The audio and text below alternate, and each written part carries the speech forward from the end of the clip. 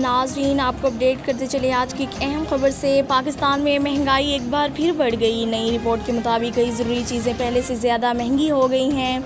आइए जानते हैं मुकम्मल रिपोर्ट। पाकिस्तान की अदारा शुमारियात की ताज़ा रिपोर्ट के मुताबिक 16 जुलाई को ख़त्म होने वाले हफ्ते में महंगाई में मज़ीद इजाफा रिकॉर्ड किया गया है। रिपोर्ट के मुताबिक इस हफ्ते टमाटर की कीमत में तकरीबन 30%, चिकन की कीमत में तकरीबन 15%, LPG गैस की कीमत में तकरीबन 12%, जबकि पेट्रोल और डीज़ल की कीमत में तकरीबन 4% से ज़्यादा इजाफा हुआ है। इसके अलावा लहसुन, प्याज और अंडों की कीमतें भी पहले से ज़्यादा हो गई हैं। माहिरीन का कहना है कि जब पेट्रोल और डीज़ल महंगे होते हैं तो ट्रांसपोर्ट का खर्च भी बढ़ जाता है। इसी वजह से सब्ज़ियाँ, फल और रोज़मर्रा इस्तेमाल की दूसरी चीज़ें भी महंगी हो जाती हैं।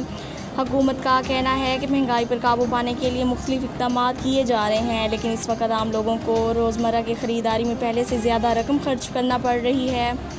माहिरीन के मुताबिक अगर आने वाले दिनों में आलमी मंडी में तेल और दीगर एशिया की कीमतें कम हुई तो पाकिस्तान भी कुछ रिलीफ मिल सकता है। ताहम फ़िलहाल महंगाई की वजह से अवाम को मुश्किलात का सामना है। फ़िलहाल इस खबर में इतनी ही तफसीलात सामने आई हैं। मज़ीद ताज़ा और मुस्तंद खबरों के लिए ग्लोबल स्कोप न्यूज़ के साथ जुड़े रहिए।